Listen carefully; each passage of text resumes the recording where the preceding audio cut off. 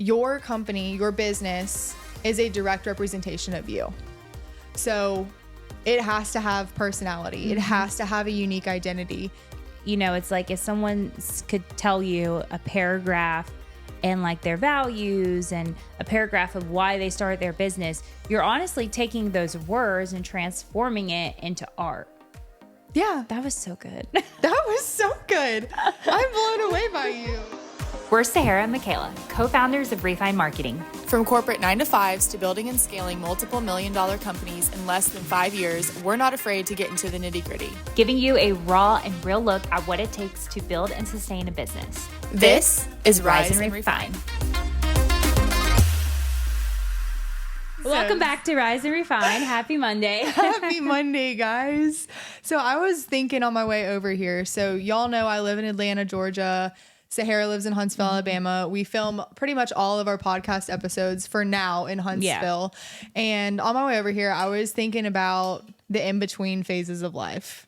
And this is about to get a little deep here to start off with. Okay. But in all transparency, I'm in like a weird in-between phase. And I feel like our business is too with Refined. Yeah. And when I say in between, my boyfriend and I were looking at buying a house, and there's a lot that goes with that. We've kind of been moving around. Long story short is we've never really been settled. This has really nothing to do with this podcast like, where's this episode. going? I mean, it kind of does, because the whole point of this episode is to talk about like why we started to Refine and how it came to be. So I guess this is a little bit of my story, but if you are in an in-between phase of life where you're just kind of like trying to figure it out, maybe you're moving a lot, like I see you, I feel you, you are not alone in that.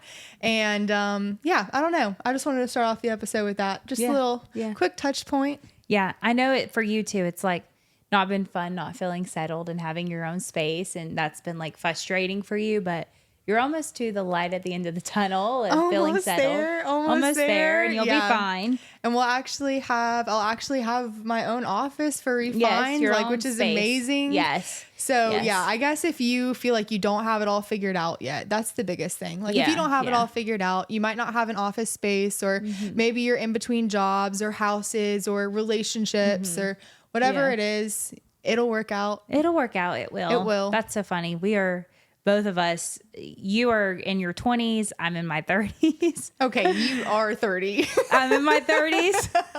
I'm in my 30s, and I feel it so bad. But I was thinking too, like, it's funny you were thinking that way this morning, because I was actually thinking about something kind of similar as well. I was thinking I'm so damn exhausted. And I'm in this phase of like just grind, never stop. And it's been really hard, but I'm like, after I just got to get through it the rest of this year. And then I actually am looking forward to a little bit of a slowdown to where I'm not constantly like boom, boom, boom, boom, boom. Yeah. Right. That doesn't mean business slows down. But then once you put in that work, it tends to slow down and feels better. Everything good takes time. Yes, it does. Everything good takes time. So I was thinking like, okay, just a reminder, Sarah, you're not always going to be like boom, boom, boom, like you're going to be able to breathe soon again. Yeah. Just get I really through it. thought, and that's such a good point too, because I really thought that going into November, December, we would slow down. No. And that was such a delusional thought of mine. But no, I feel that. I feel, in November, I will be in a new space. I'll have my office, and I'll actually have a place to create. And I'm just so excited for that with everything that we have coming up. You need that. And I'm glad it's coming before December, because you need, like, I'm more creative in my own space, and I'm not necessarily the creative person. Mm-hmm. You are. So I can't imagine like a full creative person not having their own space to reflect in.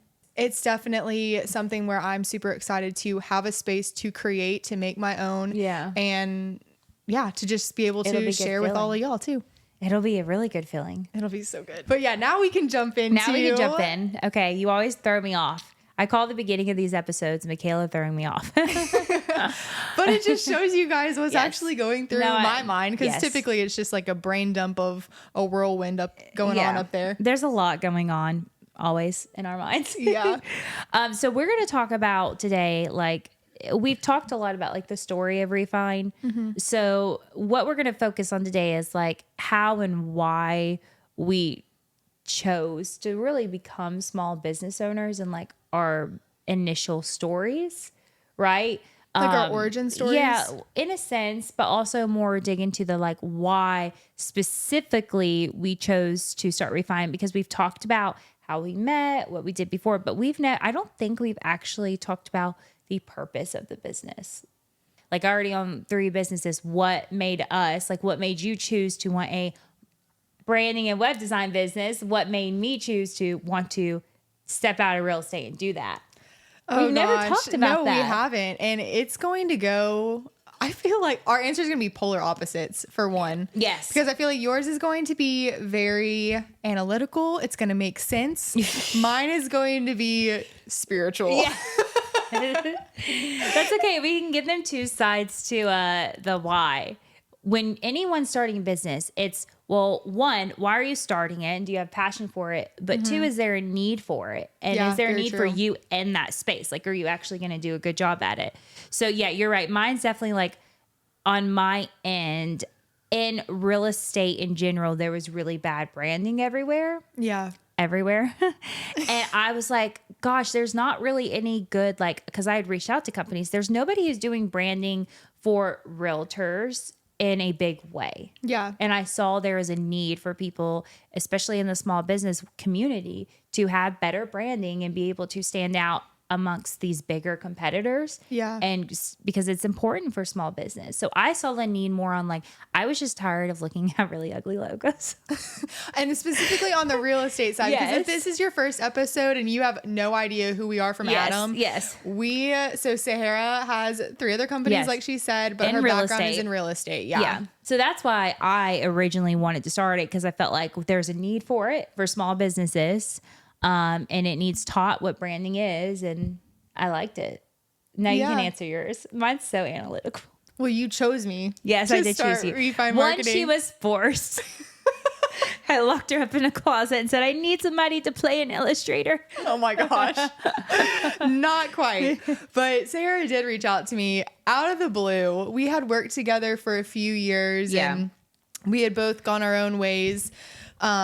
Me with going the more corporate marketing route, working for larger corporations, and Sahara went to start her own real estate team at a different brokerage. And so it was during that time where she reached out to me and we just started talking about the idea of, well, she shared her passion for bad branding and how she really had a passion for wanting to help small business owners, but she knew she wasn't the vessel to be able to do that. Yeah, I was not, like I said, playing Illustrator, Photoshop, whatever. Yes. I mean, I could learn it, but I don't have the talent for that.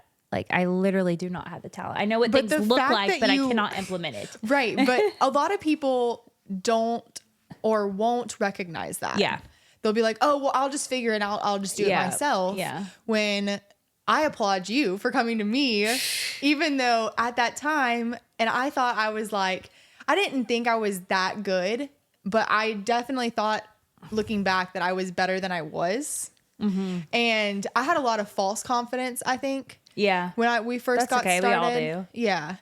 And I honestly think that's the only reason. I don't even know what really compelled me to say yes. That you couldn't say no to me?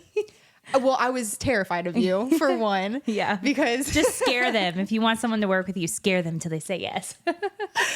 Because Sahara was technically like a boss to me in our previous job environment. And so I didn't know you any other way. Yeah. And so, long story short, I guess Refine kind of just chose me. We did pick the name out together. And yeah, I mean, I've always had a passion for entrepreneurship. I've always had an entrepreneurial spirit. I loved her mission behind it of wanting to help small business owners create a distinctive personality for themselves, because I truly believe that whether you are a fundamental day-to-day moving piece within your company or you are outside of your company, there is a part of you that bleeds into every single aspect of your company. Yes. And so what I mean by that is your company, your business is a direct representation of you. So it has to have personality. It has to have a unique identity. And that's what a lot of brand designers that I've seen really miss is it's become a fad nowadays to just kind of quote unquote be a brand designer. Yes. Whereas in actuality, there's so much more science, if you will, say behind it. I think there's like understanding a person. It takes listening. Yeah. It takes communication. And you know, it's like if someone could tell you a paragraph and like their values and a paragraph of why they started their business, you're honestly taking those words and transforming it into art. yeah, That was so good. that was so good. I'm blown away by you. That was really good. Really good. Pat on the back. Okay, yeah, and that is what I do. Yes, you're welcome. She's like, I'm going to use that my sales pitch, but that's what it is. That It's is really like, what it is. You are, I mean, we have a whole part of our whole process is a series of questionnaires where we do ask those harder, tough questions about who you are, what your business is, where you see yourself, what is the why behind your business. Yeah, And we're not asking them to, like, I literally talked to this at Discovery Call today. We're not asking people to come to us and say, hey, I like these necessarily. I want these colors. I want this font. Right. Your you wouldn't be a brand designer Yeah. if you were, because if you just took something somebody said, like their colors, if they wanted a graphic and you just kind of made that up, that's basically graphic design. You're not actually branding a company. Yes. Part of being a brand designer is being able to be a good visionary for the way something can look. Yes. And that's kind of like where I feel like you have a very like strong talent in, because you're not looking for people to say, well, you take direction well. One, if someone's like, I have to have blue, you're going to go with that. But you're going to think of creative things that can accommodate the blue. Other colors they maybe didn't think of.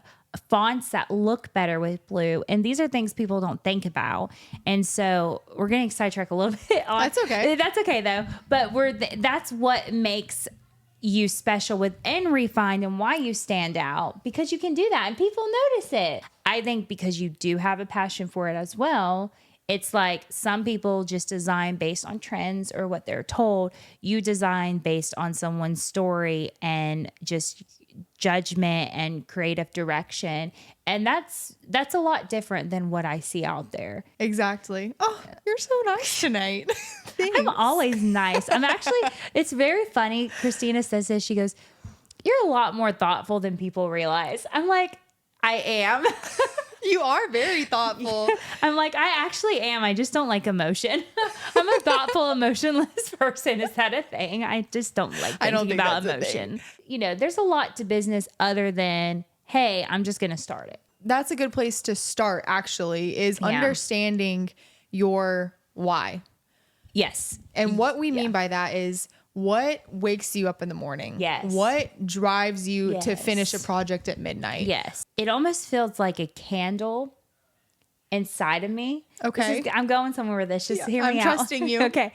It feels like with my businesses, like it's like I lit a candle and it's like that candle stays lit because I have such a fire and a passion for that business. Mm-hmm. It's like I feel it burning. Like literally, that's how I describe. I feel like I constantly have like a little candle in me just burning with desire to do things for my businesses. You're on fire tonight. Do you know what's an interesting story though? I want to hear it. Okay. When I first left corporate, we'll call it that.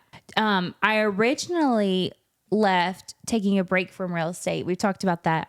But I went to go start a coaching company first. I don't know if you remember this. I was in my coaching girl era. I remember you being there. Yeah. The very first name I ever thought of for a company or tried to like brand was actually called Ember, like EMBER, because I wanted to create a coaching company which helped people to understand what their passion was and how they could turn that into a business.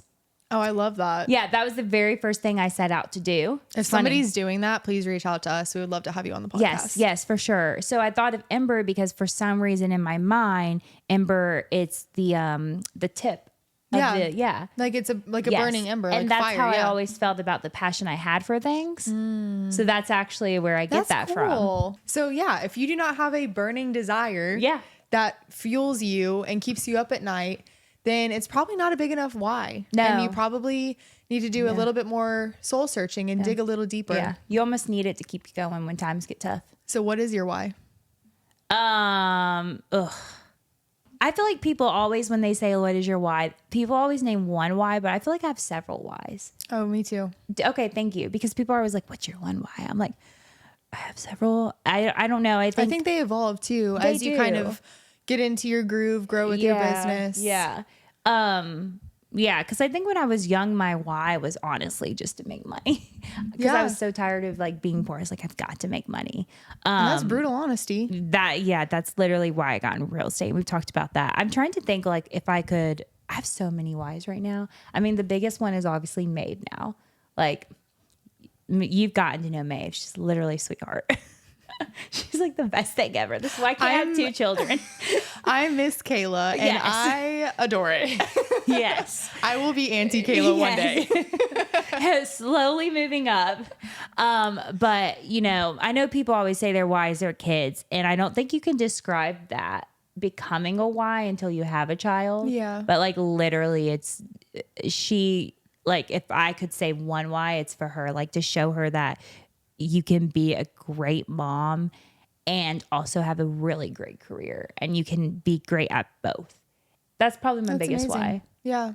What's yours right now? It's hard to answer, isn't it? Oh, man. My biggest why right now. So I should preface my why for starting Refined was really to stick it to all the people that said I couldn't do it. That's a good why. It was very negatively fueled. Talk about negative emotion. That was negatively fueled. Sometimes we need that to fuel things. Yeah. And the exact words this one person said was... Is it person I'm thinking? Definitely the person you're thinking. Gotcha. Was, you will never amount to anything without me. Ugh. And in that moment, probably true, because I was not in a good place. Yeah. Like I had just gotten out of a long-term relationship. I wasn't happy in my job that I was in. I felt stuck in the city I was in, which was Huntsville actually at the time. And I was moving through a lot of really, really heavy emotions with anxiety, some depression, and I didn't realize how bad it was until I got out of it. Yeah. I wanted to have a greater impact than just going to a 9-to-5 every day. Yes. And if you're satisfied with going to a 9-to-5 and that's you and you're happy with that, awesome. Well, some people really desire climbing a corporate ladder, and that's amazing. Building up, and that's what they want to do, and that's okay. Oh, totally. Yeah. That is, if that's your cup of tea, awesome. And if that's your passion, as long as you have that passion for it, totally cool. Yeah. That was not for me. No. Not at all for me. And so I pretty much had to uproot my life and start over. Yeah. That's where I got to. I got to a point of I wasn't where I wanted to be.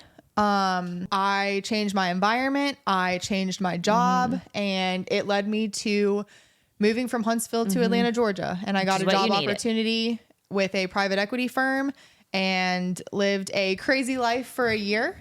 But at the end of that year, and really when I felt kind of like what you were talking about with that burning desire. Yeah. That's where I really felt like I had a calling for something larger on my life. Yeah. And I had no idea what it was. That was the hardest part for me, is like, I felt like I wanted to do something more.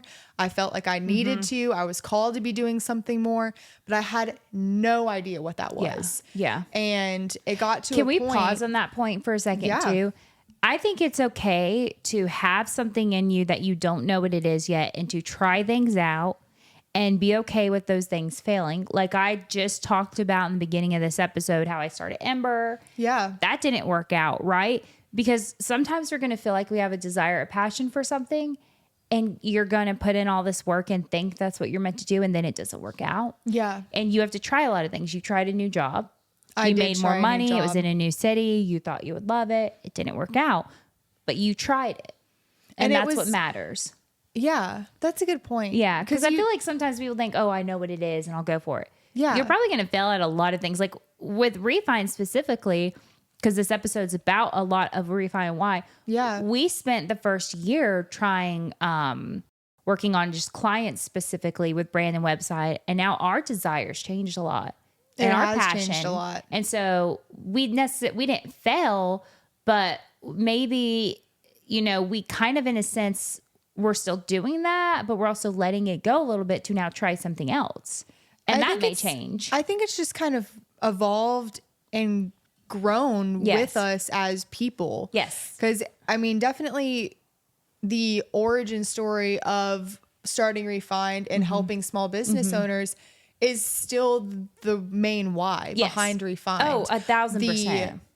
Vessel for how we were going to get Yeah. into this space and get in contact and actually meet small business owners was through filling a Yes. need that they They had. need, yeah. And, And so we're still brand and web doing design that. did that. Yeah. Yeah. But definitely. it's changing a lot. Oh, and that's like yeah. a big thing. I think sometimes people get stuck on like, you know, This is I've my got- business. This is my exactly how it has to passion. be. Yes. This is my passion. This is what I'm going to do. And if it's not this, it's not anything else. It's like, no, that's going to change like 1,000 times and you're probably going to fail and it may not work out and that's okay.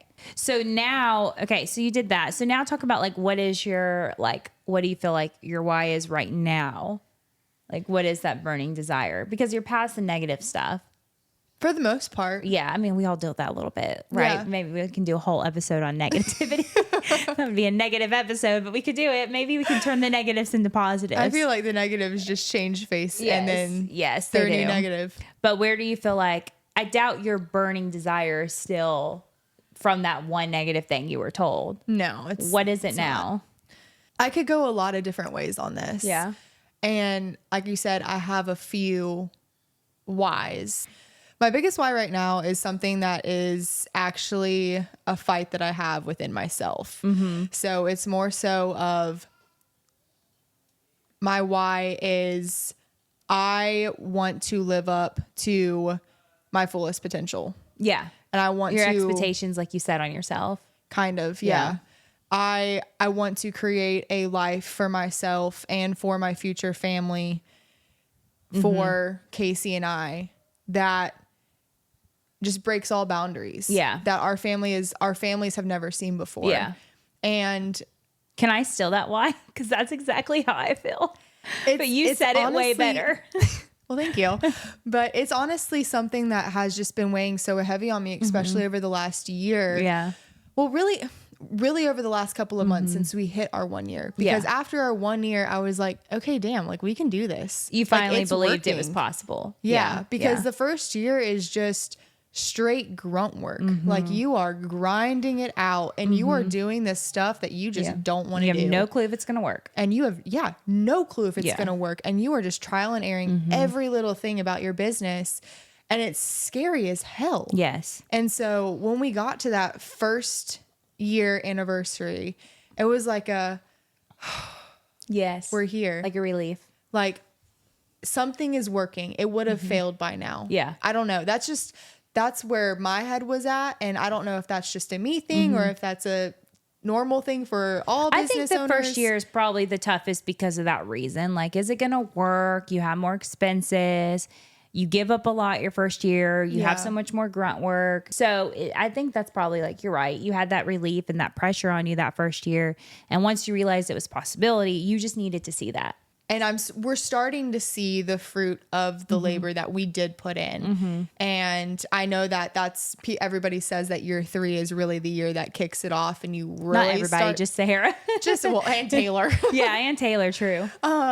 That's when you really start to see the fruit Yeah. of your labor. But I feel like that's been the biggest driving force for me. My burning desire is I want to break generational curses. I want to walk in this life with Casey and do things that, you know, our parents didn't have the opportunity to experience. I think that's just been the biggest thing for me. I think what helps where we both come from, growing up, I had always wished my parents had more money. I wish we had more things. I wish I had bigger Christmases. I wish I got to go on vacation. I wished for these things.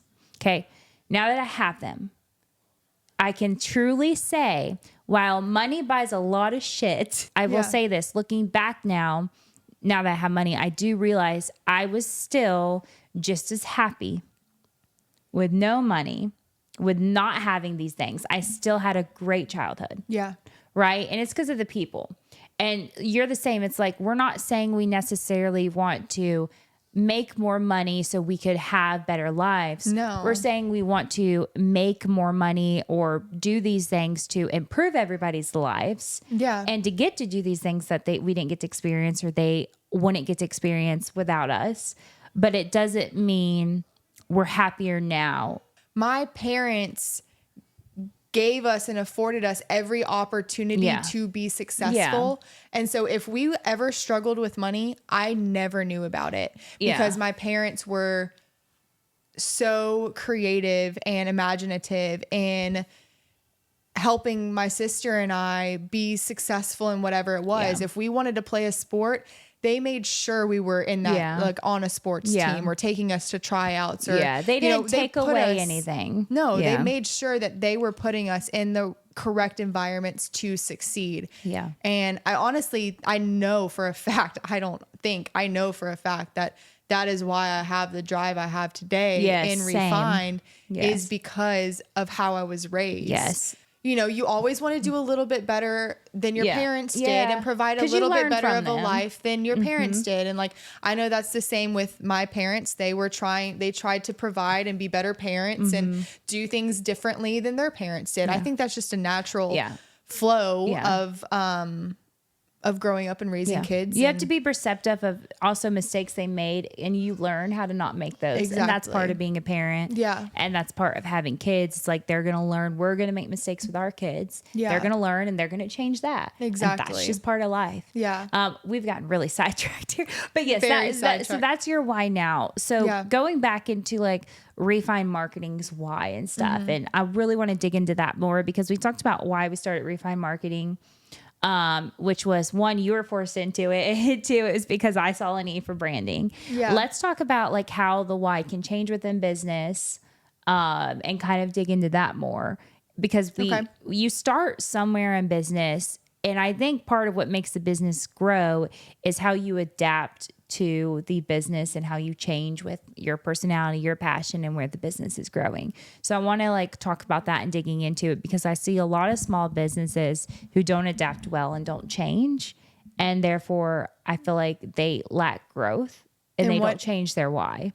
In what aspects do you see that? In the sense of like, we talk about social media a lot, but I feel like it's the easiest way to explain it. It's like, a lot of small businesses don't adapt to social media, so they start to see their clientele go down. Yeah. Because maybe less people find them now because they're not on social media and they didn't adapt to it. Yeah, they didn't they didn't invest in digital marketing. Yes. Content creation. Yes.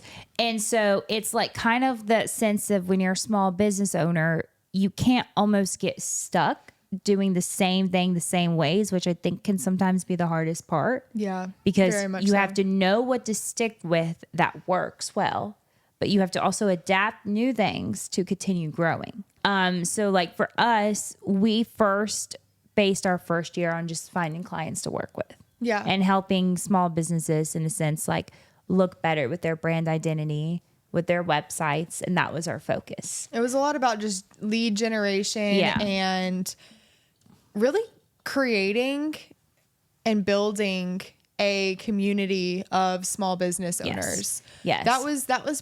Those were our two main goals. Yeah. Well, we wanted small business owners to follow us so we could help them with their branding, web design. I mean, that was the end all goal, but I mean, in terms of actually the steps, I mean, it took months in order to even build and get our first social media lead. Yes, it did take months. So that was kind of like our year one focus. Yeah. Is we were like, okay, where do we want to get clients? social media. Yeah. How do we do that? We post and create great content. Yep. And then we didn't them. have a ton of content to start out with, so it was a lot of passion projects. Yes. And that's how we got the ball rolling. Exactly. So now we've said, okay, we've looked back when we did our planning. We have this community of all these amazing small business owners. Yeah. It's been truly incredible. Yes, it's been so Get emotional great. if I think about it for too long. Yes. To be surrounded by so many other small business owners. It's so cool to learn about all these businesses and how they operate and get to help them and just create genuine friendships with people from all over the nation. It's so cool. Unique. And not even that, it's not like, we've gotten to just help everybody who's followed us. No, we've just gotten to interact with a lot of people. Yeah. So to now where we're like, okay, the one mission we both have always had is to help more people grow a small business. Yeah. So we go from within the past year helping clients with branding and website to we are pivoting to more of what we both have always wanted, which is more of the educational side in terms of small business and community side of small business. Yeah, equipping small business owners with the tools necessary in order to help them either start, scale, get established, and then scale. And so that's kind of what we are now pivoting to is the more community aspect. There's not that I can think of a community really that I can personally go to right now where it's like a bunch of small business owners. Like I can't think of. I mean, I know there's that like some Chamber of Commerce, they in different areas and states, they have like small business forums that you can go to of local small business owners. But because it's so hard because we're quote unquote local to Atlanta and Huntsville, but we're really not. No, because we have clients from all over the nation, and that's what's so unique about our business. But at the same time, it also can be super isolating. Yes. Because you feel like you're in this bubble and nobody really knows what you do, but you try your best to explain it, and like you're creating content and the right people get it. And but then when you get around other small business owners and you get around these people that are like-minded, and it's like, oh my gosh. Yes. This is who I want to spend my time with. They like, relate to you. Growing, they know your struggles. Learning. Yes. And so now we are going into year 2 with an open mind to going with what we ultimately always wanted. And I feel like what the, if you will, burning desire of Refi Marketing was to build that community of small business owners. But we're in that weird period where it's a transition on social media and rolling out other things we can't talk about yet, but will soon. Right. And elevating our client experience and our brand packages to where, I mean, you're not just getting a new visual identity. Well, I guess that's a different way to put it. You're not just getting a brand package. You're getting a whole new visual identity that's going to be way more in depth than just a logo suite, color We're palette. fully renovating the looks of your business, basically. Yeah. It's a lot. And so it is that's really what I want to get to, is just that pivot part of like, going from making the transition and pivoting in business and changing the why and just giving advice to people who are kind of going through that same transition, if you will. I think the biggest piece of advice is to be honest with yourself of where your business is at. Yes. Ooh, that's good. Because if you feel stagnant, is that feeling a you issue or is it a business issue? That's something that I would say is step number 1 is be really vulnerable with yourself and honest and transparent of where you are actually at in your business. Yeah, where your business is at. Take a look at your business. I feel like so many days we spend working in our business and not on our business. And that's what I told someone this morning. They were like, okay, well, I'm looking to get my project done for 2025. I'm like, we actually take off the month of December because we spend so much time working on other people's businesses. We make sure that we prioritize our business. Yeah. This December, if we did not prioritize our business, our foundation would crumble. Yes. Because of how quickly we are growing. But I think that's a lot of like where the why Refined is going is definitely more of the small business community and being able to help people with the day-to-day of business and the struggles of it. I think one thing that I had to I had to learn, and this is definitely a skill set that you have to learn because it's not easy, is before we started Refined, back in that period where I was like, okay, I have this burning desire, but I don't know what it is or how to use it. I first started reading a lot of quote unquote self-help books. Yes. But pretty much really diving deep on what are my habits? What is my routine? That's where I establish my morning routine that I always talk about. But what are my habits? What is in my life that is pretty much an asset or an anchor? If it's an asset, obviously it's helping you grow. Yes. It's pushing you. It's evolving you. If it's an anchor, then it's weighing you down and it's keeping you stagnant. Yeah. And kind of in your comfort zone. Yeah. And I had to reevaluate my friendships, the environments I was putting myself in. You had to learn how to be okay with feeling uncomfortable again, I feel like. Oh, yeah.